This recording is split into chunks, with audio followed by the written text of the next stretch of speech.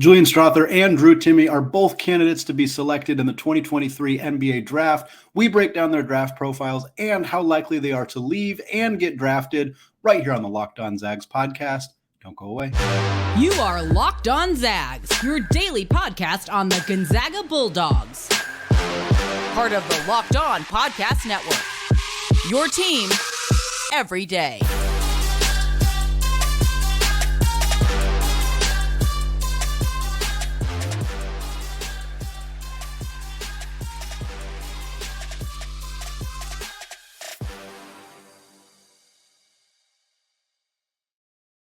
What is going on, y'all? Welcome to the Locked On Zags podcast, part of the Locked On Podcast Network, your team every day. I'm your host and longtime Gonzaga podcaster, Andy Patton, here to bring you news and updates on all things Zag athletics. Today's episode of Locked On Zags is brought to you by FanDuel Sportsbook, the official sportsbook of the Locked On Podcast Network. Make every moment more and visit FanDuel.com/LockedOn today to get started. All right, happy Thursday to those of you listening to the show on Thursday. It is not a game day for the Zags. They did not have a game on Thursday, instead playing Saturday in Portland against the Pilots. For now, though, because we don't have a game, we're going to talk NBA draft. It's a long ways away from now. We are not talking about the draft until the draft is not happening until June, I should say, but we're talking about it a little bit early here as we have a little bit of a break from game action for the Zags. There was a couple of mailbag questions. I know Austin via Gmail kind of asked about Julian Strawther's NBA profile, so it's kind of part of what spurred this conversation. We're going to have a lot, and I mean a lot, more conversations about the NBA draft as we get into the offseason, April, May, June, leading up to the draft, depending on who's declared, who hasn't declared, et cetera, et cetera. Lots more conversation coming your way, but this is kind of a good opportunity, a little over halfway into the regular season here and kind of getting a look at Strawther and Timme in particular. We're going to talk in the third segment about a handful of other guys who have NBA aspirations as well. But really what I want to do right now, starting with Julian Strawther here in the first segment, we're going to take a look at some pros in his game, some cons in his game, some player comps, kind of who he most resembles in the modern NBA, and kind of where I expect his range to be in the NBA draft and the likelihood that he ends up actually declaring for the draft or potentially returning to school again as he did last season. So starting with the pros on Julian Strawther, they're pretty obvious. They're pretty easy to see some of the pros, the reasons that NBA scouts, that analysts, that coaches are intrigued by him. It starts with the size. As it does with basically any professional athlete in any sport, your size, your physicality, height, weight, etc., arm span, all that stuff really matters. It really does. And Strawther is a plus in those categories. He's got the prototypical size and strength to kind of be a 3-and-D NBA wing. And that's kind of the way that his profile seems to be lining up at this point, is a guy who can shoot from the outside on offense, a guy who can give you good minutes defensively. And it's a prototypical role player role, for lack of a better term. And Strawther fits that to a T. His three-point shooting right now is pretty clearly NBA ready. He's a plus 40% three-point shooter. I think he was 39% last year. His range very clearly extends outside the three-point line. I think more than many other players in recent years, Strawther is willing to, he's not just shooting with his toes right on the three-point line. He can extend it out 3, 4, 5, 6, or 7 feet behind the three-point line if he's if that's the shot that he's got. And he's more than willing to take those shots and more than willing to knock those shots down. He's got a fluid motion, quick release. Again, NBA caliber range, those things really, really matter when looking at, that's his calling card as an NBA player, is the outside shooting. More than anything else that Julian Strawther does or doesn't do, how he shoots from beyond the arc is going to be what determines how long he stays in the NBA and really where he gets drafted and kind of how the ball even gets started rolling on his professional career. So the fact that he is a good three-point shooter, that he can extend that range out beyond beyond just the edge of the three-point line, is a really compelling start to his profile as an NBA player. He also moves really well without the basketball. Again, we're talking about Strawther. He's not going to be the focal point of an NBA offense. That's just not his game, his style. And so for him, moving without the basketball is going to be a critical piece. And it's something that Corey Kispert kind of struggled with a little bit early in his NBA career, but has gotten a lot better at, even just here in year two. There's good analysis and kind of good spot stuff about his ability to move without the ball and find open spots and kind of be in the right spot to catch the ball and shoot it. And Strawther's already pretty good at that. He's good at moving without the basketball. He's also a good catch and shoot shooter. He's not just he can shoot off the dribble. Clearly, for those of us who've watched the highlight of Julian Strawther beating BYU as many times as I have, it's at least in the 15, 20 different times I've watched that video. He can clearly shoot off the dribble as well. He's not just a catch and shoot 3-point shooter. He can shoot off the dribble. He can catch and shoot. He moves well without the basketball. So all of those skills really translate to a player whose ability to shoot from beyond the arc should translate from the college game to the NBA game pretty seamlessly. Beyond that, his floater game has developed well. We've seen him kind of work hard to be able to find ways to get into the lane, to come off screens, to get off shots 8, 10, 15 feet away from the basket that he can knock down reliably. And that has been an area of his game that has grown somewhat significantly in the last couple of years. He's also strong. He's physical. He has the ability to be an impactful NBA defensive player. I'm not sure he's there yet in terms of his skills as an NBA defensive player, but that takes time. Most guys don't come into the league as good defensive players. It is very rare to find players who are good defensive players as rookies. Typically, they're generational guys. Chet Holmgren, had he played this year, probably would have lived up to that expectation.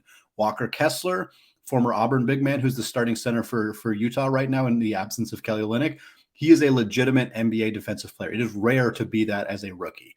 Strawther may not be that, but the size, the strength, the athleticism that he already possesses likely paint a picture of a player who's going to be a plus on the defensive end of the floor throughout his NBA career.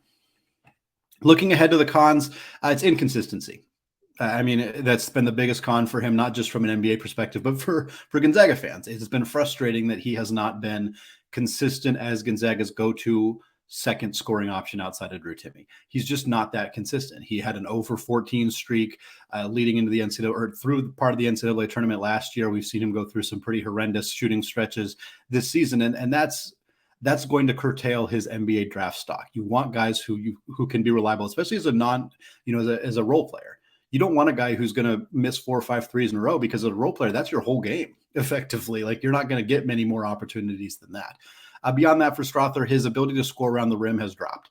He was over 65% in his first 2 seasons at Gonzaga, obviously a small role as a freshman, and a bigger role as a sophomore. He's like 66% on twos. This year, he's barely above 50%. It's been a pretty significant drop for Julian Strawther as an effective scorer around the rim. He's not doing it as effectively. He's not taking as many shots. The mid-range game hasn't really showed up. And so for NBA scouts, like, you want a guy who's got a little bit more in his bag than just the 3-point shooting. And Strawther hasn't showed that consistently.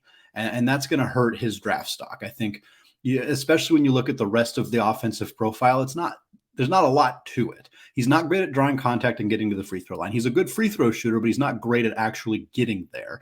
And he's a poor facilitator. I think this is probably the biggest knock on Strawther right now.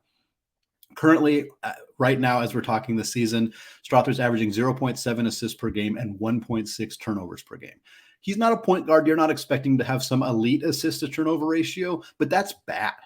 I mean, he's not even averaging a full assist per game right now. And Gonzaga's offense has significant issues with distributing the ball and facilitate. Like, there's a lot of factors that go into this, but at the end of the day, Julian Strawther is not a good passer. He has not shown the ability to be a facilitator, a distributor, a passer at the next level. It's not a super significantly important skill for what kind of role he's going to have in the NBA, but you'd like to see a guy who has NBA aspirations be better at it at the collegiate level. Beyond that, defensively, same issues that basically everybody on Gonzaga's team has on the defensive end of the floor. He's not great at navigating pick and rolls. He struggles to defend the perimeter, find shooters on the perimeter. The BYU game where Spencer Johnson seemed to have every open 3-pointer. A lot of the time it was late rotations. It was guys who couldn't find shooters around the perimeter, and Strawther was one of the guys who struggled with that. So that's going to be, if you're a step behind trying to find shooters on the perimeter in the NBA, you're going to get burned badly, because those guys do not miss if they have open looks at that level. The player comp that I kind of came across for Julian Strawther, I did some numbers, pulled some numbers on Basketball Reference, kind of tried to compare guys at similar heights, similar ages, similar production levels for similar teams. And the player that kind of kept coming up on my comps was Jordan Nwora. Nwora played at Louisville, was very good there, was the 45th pick in the NBA draft by the Milwaukee Bucks in 2020. Currently this year, he's averaging 6.5 points, 3.5 rebounds, and shooting about 40% from deep. And a lot of that kind of feels about right. I think the range for Julian Strawther right now in most mock drafts, and again, there's a lot that can happen between now and June, but the range right now has him around 35 to 50, so 45th where Noara went, kind of fits. And again, a role player who gives you good minutes every single night, hits open threes, plays good defense, or at least capable defense, grabs some rebounds. I think is a role that could fit Julian Strawther quite well. In terms of the likelihood of him returning, I have it down in my notes at about 35%. I think there's a 2/3 chance that Julian Strawther is currently playing his final season in Spokane, and about a 35% chance that he ends up returning and giving another go around, doing the Corey Kispert thing and trying to improve the draft stock heading into your senior year. Well, Julian Strawther remains the most likely Zag to be selected in the 2023 NBA draft, but Drew Timme is the player most are wondering about. More on him, but first, a word from today's sponsor, FanDuel. The NFL playoffs are here, and we are really excited about our new sports betting partner for Locked On because they're the #1 sports book in America, FanDuel. And if you're new to FanDuel, that's even better. They have so many great features that make betting on sports fun and easy. New customers join today to get started with $150 in free bets guaranteed when you place your first $5 bet. Just sign up at FanDuel.com/locked-on. FanDuel has all your favorite bets from the money line to point spreads to player props. Plus, you can even combine your bets for a chance at a bigger payout with a same-game parlay. Maybe you like Gonzaga's odds to beat the spread on the road against Portland on Saturday. Maybe you like St. Mary's to beat the spread against BYU. Either way, bet comfortably on an app that's safe, secure, and super easy to use. So basketball fans, don't miss out. Place your first $5 bet to get $150 in free bets, win or lose, at FanDuel.com/locked-on. Make every moment more with FanDuel, the official sportsbook partner of the NFL. All right, segment 2, still Andy Patton, still Locked On Zags, and we're still talking 2023 NBA draft profiles, the first of a handful of times we will discuss the NBA draft here on the Locked On Zags podcast. First of all, I want to thank you all for making Locked On Zags your first listen of the day. Make sure to check out our brand new podcast, Locked On College Basketball. It is everything you need to know about college basketball in one place. You can hear from big name experts, insiders, coaches, and players. Locked On College Basketball, available on YouTube and wherever you get podcasts. All right, we talked Julian Strawther in segment 1. We are talking the big fella himself, Drew Timme, here in segment 2. And quite honestly, I'm not going to share a whole lot about Drew Timme's NBA profile that hasn't been discussed at length by many other pundits, including myself. It's pretty well known what Drew Timme's strengths and what Drew Timme's weaknesses are and how that impacts his ability to be a bona fide NBA player in the modern game. The pros for Drew Timme are obvious. He is a high-level scorer around the rim. I mean, a high-level scorer around the rim. His footwork, his creativity, his ability to finish through contact it's top tier. Top tier. He's one of the best low-post finishers in all of college basketball, and he has been for 3 years. I mentioned the footwork, but it's worth repeating again. Some of the best footwork by low-post big men that has been seen in a really long time. Part of that is because that style of play has kind of gone out of vogue, especially in the NBA, but his footwork down low is phenomenal. His ability to draw contact and get to the free throw line, phenomenal. If you give him an inch on defense, if you bring your arms down even a tiny bit in a position that could get you called for a foul, Drew will find it. He will put his body into a position where you are making contact with him, and he will get to the free throw line. His ability to do that is second to none. He is absolutely elite at that skill. Beyond that, on the defensive end, Drew has worked very hard to improve how he defends screens, his ability to get out and hedge and force the opposing guard to go all the way around him, giving the other Gonzaga defender an opportunity to get back into a defensive position. His ability to do that has improved incredibly this year. He has gotten a lot better at it. And the days of him getting exposed defensively the way that Baylor's guards did in the 2021 national championship, they're over. Gonzaga's struggling on defense, and their pick and roll defense is bad. And some of it is on Drew Timme. I'm not going to pretend that he's some elite defensive player, but that high screen, the high pick and roll, which was such a weakness for him early in his collegiate career, he has worked really hard to improve on that. And that is an important skill for him because it is what NBA teams utilize to get guards open against post players pretty regular. It's an extremely common offensive set in the modern NBA. Now, the cons for Drew Timme, again, pretty well obvious. He does not have range. His range does not extend outside of 15, maybe 18 or so feet. You see him occasionally take some, one-footed fadeaways and some other kind of post moves that are closer to 15, 16 feet away from the basket, but he's not a threat from three-point range. Has continued to work very, very hard to get better as an outside shooter, and thus far in game action, it has not showed up. Now, I would be remiss if I didn't mention that almost all of Gonzaga's big men who have gone into the NBA have seen their three-point percentage improve because there's more spacing in the NBA. There's more time to practice your outside shot in the NBA. Not everybody. The Memphis Grizzlies attempted to make Brandon Clark a three-point shooter. That did not work. The the Oklahoma City Thunder attempted to make Domantas Sabonis a three-point shooter. That did not work. The Indiana Pacers also tried briefly to make Domantas Sabonis a three-point shooter. It did not work either. Rui Hachimura has been inconsistent, but has also been very, very good at times as a three-point shooter. So you kind of see the progression for him there. Will Drew Timme turn into a better three-point shooter in the NBA? Probably better, but good. I'm not sure. I'm not confident about that. That's the biggest thing that's missing for him. Beyond that, the athleticism, he's more athletic than I think a lot of people give him credit for, but he's a below average athlete in the NBA. I don't think there's any debate about that, and that's in part because the average athlete in the NBA is extraordinarily athletic. It's really hard to be above the average line in the NBA, but Drew Timme would be below that, and that is a factor when evaluating his NBA draft skill sets. He's also a poor free throw shooter. We mentioned his ability to get to the free throw line, which is fantastic. Doesn't help you all that much if you can't knock him down, especially in the NBA where guys have 6 fouls instead of 5. Right now, his ability to get players in foul trouble helps Gonzaga, even if he's not actually converting the free throws, but it doesn't matter as much in the NBA. And I know scouts are going to look at his free throw shooting as an argument against his ability to improve as a three-point shooter. And to an extent, they're right. You can also look at 4 years of data of him attempting to improve as a three-point shooter and not really doing so as an argument that, hey, this might just not be a part of Drew's game going forward. It just might not be something he's capable of doing. And in the modern NBA, that's a significant hurdle. Beyond that, he defensively, we mentioned the hedging. He's not a rim protector, though. He's a better low post defensive player, again, than I think he gets credit for. But in the modern NBA, he's going to struggle. He's going to struggle to actually guard low post threats like guys like Rudy Gobert and guys Jusuf Nurkic who have their back to the basket pretty often. But he's also going to struggle to guard the centers who can stretch the floor a little bit. Guys like, we'll use Jusuf Nurkic again because he's been shooting more threes this year, but even, guys like Anthony Davis, other three, Karl Anthony Towns, who shoot from deep, like he's going to have to go out and guard those guys away from the rim. And that's not going to be an area of strength for him. Some comps for Drew Timme, an obvious one is Luka Garza. Luka Garza, of course, balled out at the University of Iowa as a all-American caliber player, really, really talented guy, similar kind of profile. He's a better outside shooter than Drew Timme, but maybe not as skilled around the rim. He's going to be a G League All-Star this year. He's putting up like 30 points and 8 rebounds per game in the G League. He's played in 16 NBA games this year, played about 8 minutes a night. So again, two-way guy, really good G League player, okay NBA player.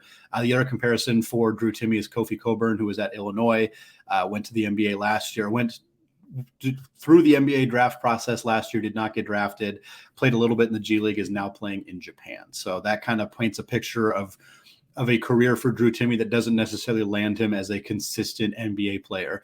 But it could be a guy who plays in the G League, who has a two-way contract, who kind of does that stuff. So in terms of the range for him as a draftable player, I think at this point there's a less than 50% chance he gets drafted. I think I'll put it that way. I think if he does get drafted, it's not going to be any higher than the 50s, between 50 and 58 or 50 and 60. I'm not sure if there's any draft picks that got removed this year, but somewhere in the last 10 picks of the NBA draft, I think there's a chance that a veteran team who has a two-way contract open might take a guy like that who thinks, hey, he's good enough to help us right now in a deep bench role, but we can also just kind of stash him away in the G League if necessary. I think there's a reasonable chance that a team might take him in the final 10 picks of the draft, but I also think it's fairly reasonable that he ends up going undrafted and becomes a priority signee as a free agent at that point. In terms of likelihood of returning, this is the question that everybody asks, and I have continued to maintain that I think it's very unlikely that Drew Timme returns to college next year. I have put the likelihood in my notes at 20%, so I am saying that there is an 80% chance that Drew Timme is currently playing his final season in a Gonzaga uniform. Well, Strawther and Timme are not the only Zags with NBA aspirations. We take a look at 3 other Bulldogs who could be playing in the NBA someday right after this.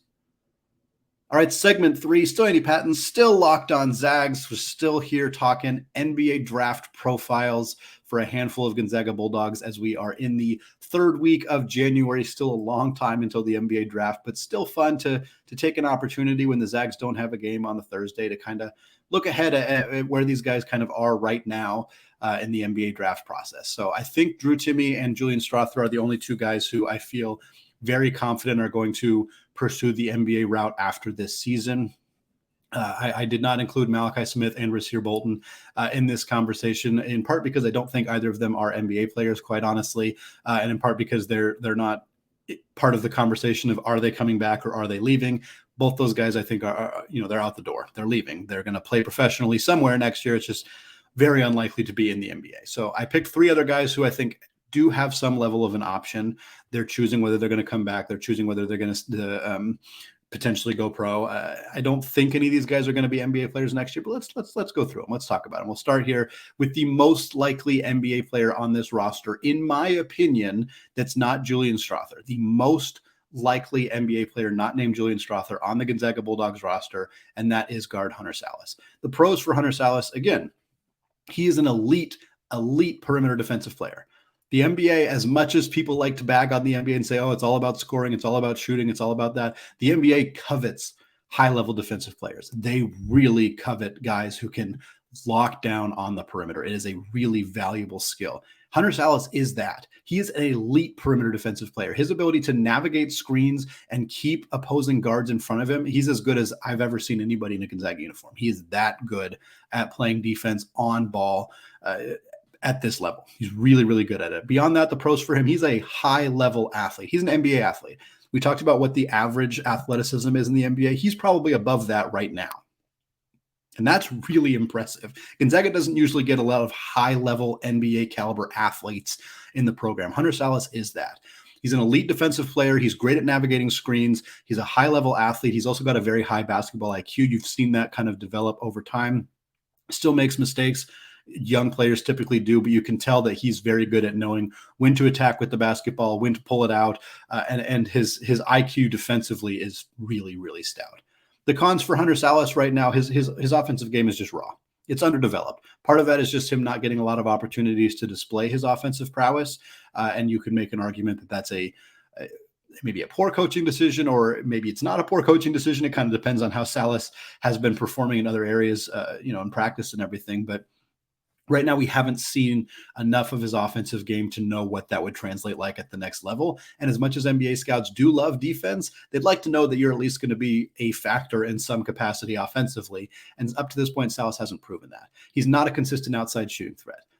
At this point, you can't count on him having a reliable outside shot. I think he could develop that. I don't know if he'll develop it at Gonzaga, but I do think he could develop a three-point shot. I think he's capable, but NBA scouts right now would be drafting him without having any level of security in that area.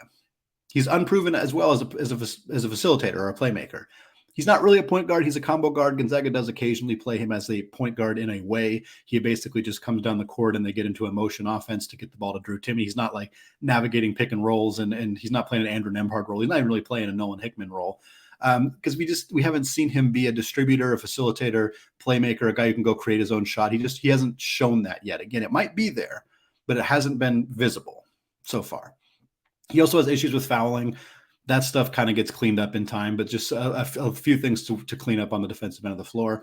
The verdict for me regarding Hunter Sallis, I think he might go through the draft process, which requires him to declare, but with the expectation that there's an 85 to 90+% chance that he's back in a Gonzaga uniform next season. Next up for me is Anton Watson, and a lot of what I said about Anton Watson can apply to Hunter Sallis, at least in terms of his pros. Anton Watson is an elite perimeter defensive player. Now, Sallis is an elite defensive player at 6'5" and 175 pounds. Watson is an elite perimeter defensive player at 6'8" and like a sturdy 210. Like, he's bigger, he's stronger, he's very strong. Anton Watson is really strong. He's very athletic. He has a very prototypical NBA body, NBA size. He's got the size, the length, the strength, all of that stuff.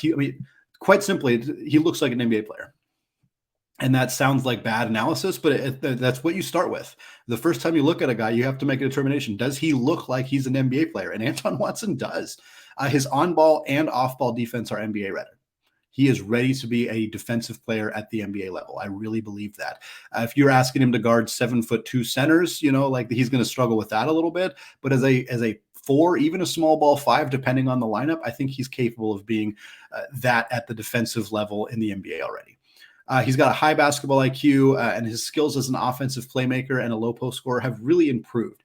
I think the offensive stuff is still not there to the extent that it needs to be, and that's why he's probably not going to be a drafted NBA player after this year. But you can see him starting to develop and grow as an NBA player or as an offensive player, and that's got to be appealing to NBA scouts. The cons, again, the offensive game, it's raw, it's underdeveloped, and there's no outside shot. He's 6'8" without an outside shot. That is killer. You need to have an outside shot at any size. That's Drew Timme's 6'11" without an outside shot, and that's causing him problems. But for Anton Watson, he's a bad outside shooter. He's a terrible free throw shooter. Unless scouts believe that he can contribute offensively more than 5 feet away from the basket, his chances of being drafted in the NBA are really, really slim.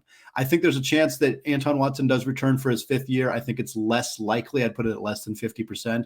But even if he doesn't return, I'm not all that confident he'll be an NBA player, maybe a G League guy, maybe a guy who gets some looks. But unless that offense pops significantly, that's going to be a hurdle for him. Last guy I want to talk about is Nolan Hickman, Gonzaga's other sophomore guard. The pros for Hickman, he's a good outside shooter, 37% from 3 this year, has shown more confidence, more ability to step up and knock those shots down, can shoot off the dribble, can also catch and shoot. His PNR, his pick and roll navigation has improved. He's not Andrew Nembhard yet because it's really hard to be Andrew Nembhard as a pick and roll navigator, but he has improved. I think the whole kind of caveat with Hickman is that he's not ready. He's not ready to be an NBA player. Neither is Hunter Sallis. But the pros we're seeing are things that can continue to improve upon, and the cons we're seeing are things that could, if he's able to improve on those, it could put him in a position to be an NBA player. He's not going to be one after this year. That would be very surprising to me. It'd be shocking to me, quite honestly. I think he may explore the draft process the same way that Sallis did, that Sallis could. But I don't know that he's probably just going to get some feedback and come back. Again, the other pros for him, he's a good passer. He's improved significantly on limiting his turnovers, still averaging 1.5 per game, but that's down significantly from what he was averaging earlier in the year. He's also proven the ability to put his head down, get to the basket, and finish through contact, finish over, around, underneath different shot blockers, a skill that's going to translate really well to the modern NBA. Cons, inconsistency. He's young. He's inconsistent. It's his first year as a starting point guard. We've seen that him completely disappear from games. We've seen multiple 0 for 8, 0 for 10 games shooting where he's just not contributing at all as a scorer. And the defense needs work. The off-ball defense needs some work. He can get caught ball watching, let guys slip by him, score baskets easily that way.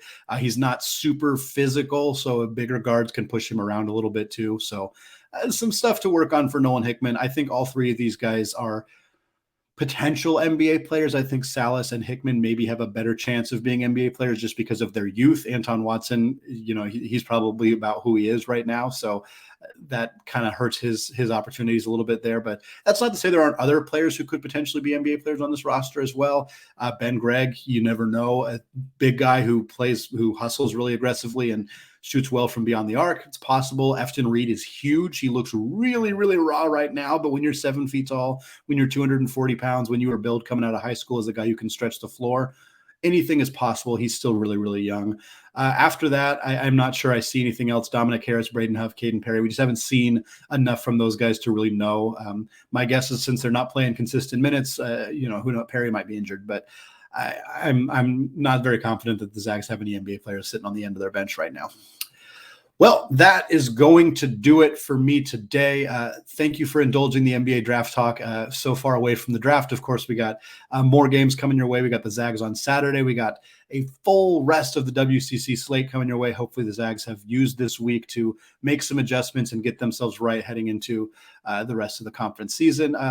Check out the new Locked On College Basketball podcast if you haven't done so yet. You can find it wherever you get podcasts. You can find it on YouTube. Search Locked On College Basketball. Hit that big red subscribe button. Do it for Locked On Zags if you haven't done so yet as well. It is very much appreciated.